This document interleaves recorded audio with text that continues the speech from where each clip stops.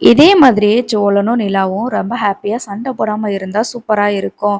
அப்படின்னு நினைக்கிறவங்க மறக்காம நம்ம வீடியோக்கு ஒரு லைக் பண்ணிட்டு கமெண்ட்ல சொல்லுங்க. ரொம்ப ஸ்மூத்தா சூப்பரா கொண்டு போயிட்டே இருக்கிறாங்க. கண்டிப்பா மிகப்பெரிய ட்விஸ்ட் வச்சுருவாய்ங்க போல இருக்குது. சரி இப்ப நம்ம சோழனும், நிலாவும் அவங்க வந்து கோவிலுக்கு ஒரு ட்ரிப்பு போயிருந்தாங்கல்ல. கூட ஒரு வயசான ஜோடி வந்திருந்தாங்க இல்லையா? அவங்க கிட்ட அந்த தாத்தா, பாட்டி கிட்ட நம்ம சோழன் வந்து பணம் கேட்டிருப்பாரு. அண்ணனோட கல்யாண செலவுக்கு ரூ. 1,00,000 பணம் வேணும்னு சொல்லி கேட்டிருப்பாரு. அதனால தான் அந்த பணத்த வாங்குறதுக்காக நிலாவ கூட கூட்டிட்டு போவாங்க. அப்பதான் நிலாவுக்கே தெரியும். சோழன் வந்து கடன் கேட்டிருக்கிறாரு ரூ. 1,00,000 அப்படின்னு சொல்லிட்டு. இது வந்து நிலாவுக்கு புதுசு தானே கடன் வாங்குறது எல்லாமே. ஆனாலும் கல்யாண செலவுக்கு தேவைப்படுதேன்னு சொல்லிட்டு வாங்கிட்டு அங்கேருந்து கிளம்புவாங்க. அப்போ பார்த்தீங்கன்னா, சேரன்னா நிலாவுக்கு கால் பண்ணுவாங்க.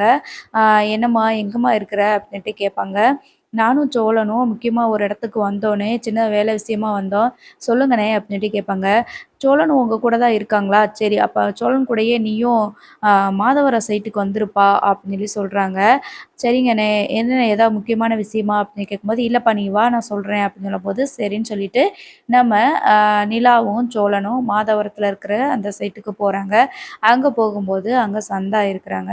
அப்போ நிலா இருந்துட்டு, "என்ன சந்தா இங்க இருக்கிறீங்க? நல்லா இருக்கீங்களான்னு?" சொல்லிட்டு பேசிட்டு இருக்காங்க. "ஒண்ணும் பிரச்சனை இல்லைல்ல?" அப்படின்னும்போது, "இல்ல நல்லா தான் இருக்கேன், சேஃபா தான் இருக்கேன்" அப்படின்ற மாதிரி சொல்லுவாங்க.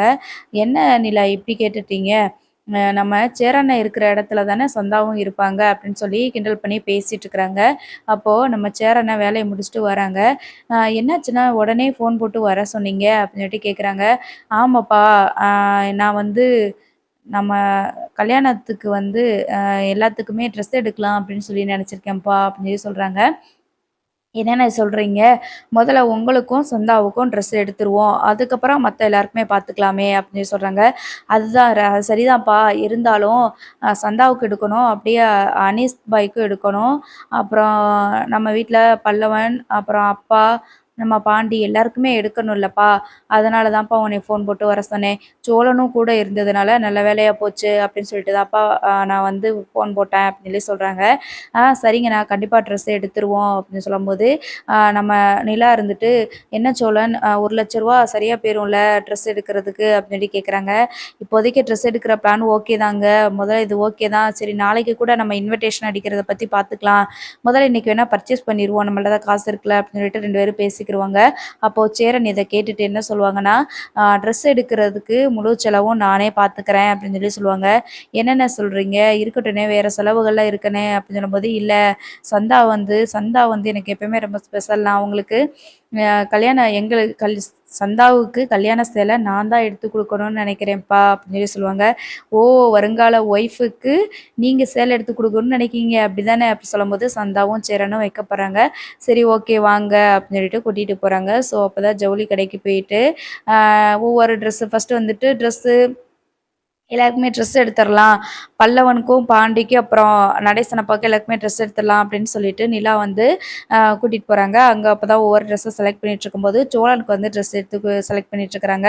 ஒவ்வொரு சட்டையா வச்சு பார்த்துட்டு இருக்கும்போது, 2 பேருமே இது நல்லாயிருக்கு, இது நல்லாயிருக்குன்னு சொல்லிட்டு ரொம்ப சந்தோஷமா, ஹேப்பியா அவங்க வந்துட்டு இருக்கிறத நம்ம சேரன் வந்து பார்க்குறாரு. பார்த்துட்டு அவர் மனசுக்குள்ளேயே சந்தோஷமா இருக்குது. கண்டிப்பா நிலாவும், சோழனும் சேர்ந்துருவாங்க. எனக்கு அந்த நம்பிக்கை இருக்குது அப்படின்ற மாதிரி மனசுக்குள்ள நினைச்சிட்டு இருப்பாரு. அப்ப சந்தா இருந்துட்டு, உங்களுக்கு எதுவும் என்ன பார்க்க போறீங்க?" அப்படி இப்படின்னு பேசிட்டு இருப்பாங்க ஹிந்தியில. ஆனா இதெல்லாம் வந்து காதுல வாங்காம, நிலாவையும், சோழனையும் மட்டுமே பார்த்துட்டு ரொம்ப சந்தோஷத்துல நம்ம சேரன் இருக்கிறத சந்தா பார்ப்பாங்க. பார்த்துட்டு நிலாவையும், சோழனையும் பார்ப்பாங்க. மறுபடியும் சேரன பார்த்துட்டு கேட்பாங்க. "என்னாச்சு?" அப்படின்னு சொல்லிட்டு கேட்பாங்க. "இல்ல நிலா எப்படியும் சோழன் கூட சேர்ந்து வாழ்வான்ற நம்பிக்கை எனக்கு வந்துருச்சு" அப்படின்ற மாதிரி சொல்றாங்க. உடனே சந்தாவும் பார்த்துட்டு அவங்களுக்கு பாதி புரிஞ்சுக்க எப்பவுமே அவங்க ரியாக்ஷன் குடுப்பாங்கல்ல, அந்த மாதிரி ரியாக்ஷன் குடுப்பாங்க.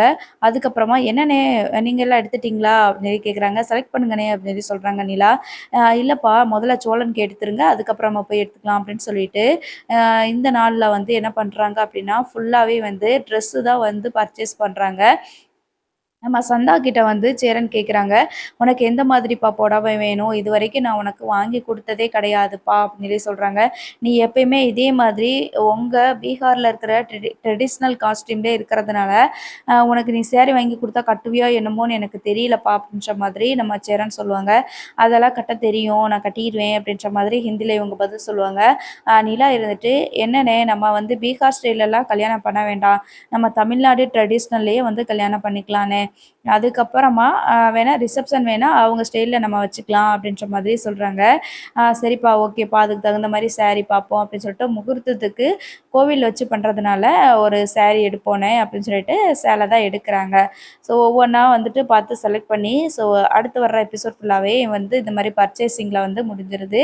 அதுக்கப்புறமா ட்ரெஸ் எல்லாம் எடுத்ததுக்கப்புறமா நம்ம சேரனும் சந்தாவும் வீட்ல போய் விட்டுட்டு வந்துடுறேன்னு சொல்லிட்டு கூட்டிட்டு போயிடுறாங்க. அப்போ வந்து சேரன் சாரி சந்தா கிட்ட வந்துட்டு நிலா சொல்லுவாங்க, "இந்த சாரீல வந்துட்டு ப்ளவுஸ்லாம் ஸ்டிச் பண்ணணும்." அப்படின்ற மாதிரி சொல்லுவாங்க. நிலாவும் சந்தாவும் சரி ஓகே அப்படின்னு சொல்லிட்டு ஹிந்திலேயே பேசிக்குவாங்க. ஓகே எனக்கு தெரிஞ்ச இடம் இருக்குது, அங்க ஸ்டிச் பண்ணிடலாம் அப்படின்னு சொல்லிட்டு அதுக்கு தகுந்த மாரி பேசிட்டு இருப்பாங்க. ஸோ ஒரு நிஜமாவே ஒரு கல்யாண ஃபீல் அந்த மாதிரி ஒரு எஃபெக்ட்ல தான் கொண்டு போறாங்க. அதுக்கப்புறம் பார்த்தீங்கன்னா இப்போ நம்ம சோழன் வந்துட்டு நிலா கிட்ட சொல்றாங்க, "அ அண்ணன் வந்து ஜவுளி எல்லாத்தையுமே பார்த்துட்டாங்க. அப்ப அதனால அந்த ஜவுளி எடுக்கிற பிரச்சனை வந்து இல்ல. அது கம்மியாயிருச்சு. அதனால இப்ப இந்த ரூ. 1,00,000ல வந்துட்டு நம்ம வந்து இன்விடேஷன் அடிச்சுட்டு, ஜவுளி எடுக்கிறதுக்கு பதிலா அந்த அமௌண்ட்ட வச்சு நம்ம சாப்பாடு செலவு பார்க்க முடியுமா? கோயில்ல மத்த செலவெல்லாம் பார்க்க முடியுமான்னு பார்ப்போம்." அப்படின்ற மாதிரி சொல்லுவாங்க. சரி சோழன் அதுவே பார்த்துக்கலாம் நம்ம அப்படின்ற மாதிரி அவங்க பிளான் பண்ணியிருப்பாங்க. அதுக்கப்புறமா வீட்டுக்கு போனதுக்கப்புறமா அந்த ட்ரெஸ் எல்லாத்தையுமே பர்ச்சேஸ் பண்ணிட்டு வந்தது எல்லாத்தையுமே பார்க்குறாங்க. நம்ம பல்லவன், பாண்டியன், அப்புறம் நடேசன் எல்லாருமே வந்துட்டு பார்க்குறாங்க. நம்ம பாண்டி இருந்துட்டு, "என்ன நேரு இவ்ளோ காஸ்ட்லியான ட்ரெஸ் எல்லாம் எடுத்துட்டு வந்திருக்கீங்க?" அப்படின்னு சொல்லிட்டு கேட்கும்போது, நம்ம நிலா இருந்துட்டு, "ஆமா அண்ணனுக்கு கல்யாணம்ல. நம்ம சாதாரணமாவா இருக்க முடியும்? இந்த மாரி சூப்பரா நல்லா கிராண்டா இருந்தா தான் சூப்பரா இருக்கும்." அப்படின்ற மாதிரி சொல்லிட்டு எல்லாருக்குமே ட்ரெஸ்ஸ குடுத்துட்ருப்பாங்க. அப்ப பாண்டி இருந்துட்டு, "இது எல்லாமே உன்னோட செலவா சோளா?" அப்படின்னு சொல்லிட்டு கேட்கும்போது, "இல்லடா இது எல்லாமே அண்ணனோட செலவு தான்டா. அண்ணன் தான்டா எடுத்து குடுத்ததுன்னு" சொல்லும்போது, "அதானே நீயாவது ரூ. 1 செலவு பண்றதாவது" அப்படின்ற மாரி சொல்லும்போது, நம்ம சோழன் வந்துட்டு, "நீ பார்த்தியா நான் செலவு பண்ண மாட்டேன்னு? ஏன்டா இன்விடேஷன் அடிக்கிறது எல்லாமே என் பொறுப்பு தான். இன்விடேஷன் அடிக்கிறதுக்கு போறேன். அது போக காலையில டிஃபன் போடணும், மதியம் லஞ்ச் போடணும். அதெல்லாம் வந்து என்னோட பொறுப்பு தான்." அப்படின்ற மாரி சொல்றாங்க. நிலா இருந்துட்டு, "சோழனும் அவங்க பங்குக்கு பண்றதுக்கு ரெடியா தான் இருக்கிறாங்க." அப்படின்னு சொல்லிட்டு நடந்த விஷயங்கள சொல்றாங்க. நாங்க வந்து பணம் வாங்குறதுக்கு தானே போனோம்னு சொல்லும்போது, சேர இருந்துட்டு, "நான் உன்னைய கடன்காரன் ஆக்கிட்டேனாடா? நீ எதுக்குடா என்கிட்ட ஒரு வார்த்தை சொல்லியிருக்கலாம்ல? நீ எதுக்கு கடன் வாங்குன?" அப்படின்னு சொல்லி கேட்குறாங்க. "இல்லண்ணே, எப்படினாலும் கல்யாணத்துக்கு நெறைய செலவாகுண்ணே. அதில நானும் என் பங்கு இருக்கணும்ல, அதனால தான்." அப்படின்னு சொல்லும்போது நிலா இருந்துட்டு, "அதெல்லாம் ஒண்ணும் பிரச்சனை இல்ல. அதெல்லாம் சோழன் எப்படியாவது வேல பார்த்து கட்டிருவாரு. நீங்க அத பத்திலாம் கவலைப்படாதீங்கண்ணே. இப்படிலாம் கடன் உடன வாங்கி தான் எப்படியாவது நம்ம கல்யாணத்த பண்ணணும். இதெல்லாம் நடக்காததா என்ன? சரி நம்ம பார்த்துக்கலாம். கொஞ்சம் யோசிச்சு முன்கூட்டியே நம்ம சேர்த்து வச்சிருந்தா, கல்யாணத்துக்குன்னு சேர்த்து வச்சிரலாம். இப்போ அது இல்ல நடக்காம போயிருச்சு. பரவால்ல, பரவால்ல. எப்படினாலும் இந்த கடன கட்டிர்லாம்." அப்படின்னு சொல்லிட்டு இருப்பாங்க. அந்த நேரம் நிலாவுக்கு வந்துட்டு ஒரு ஃபோன் வரும். ஃபோன் வரவுமேன்ட்டு, யாரு அப்படின்னு சொல்லிட்டு அந்த மாரி பேசுவாங்க. "என்ன நிலா, நீ மட்டும் ரொம்ப ஹேப்பியா, ஜாலியா இருக்க போல இருக்குது." அப்படின்ற மாதிரி சொல்லுவாங்க. "இல்ல நீங்க யார் பேசுறீங்கன்னு எனக்கு தெரியல." அப்படின்னு சொல்லிட்டு நம்ம நிலா வந்து சொல்லுவாங்க.